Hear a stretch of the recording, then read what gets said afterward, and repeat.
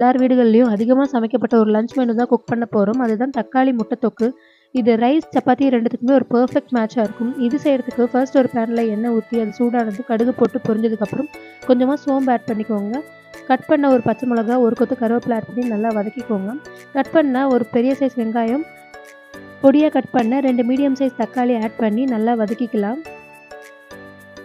ஒரு அளவு வதங்கினதுக்கப்புறம் இதுக்கு தேவையான அளவு உப்பு ஆட் பண்ணிக்கலாம். இதில் பெருசா வேற எந்த மசாலாவும் ஆட் பண்ண போறதில்ல. வெறும் மஞ்சள் தூளும், ஒரு 1/2 டேபிள் ஸ்பூன் மிளகாய் தூளும் ஆட் பண்ணிக்க போறோம். வேற எந்த மசாலாவுமே தேவையில்ல. இந்த ஒரு தக்காளியும் அந்த முட்டையோட டேஸ்ட்டும் சூப்பரா இருக்கும்.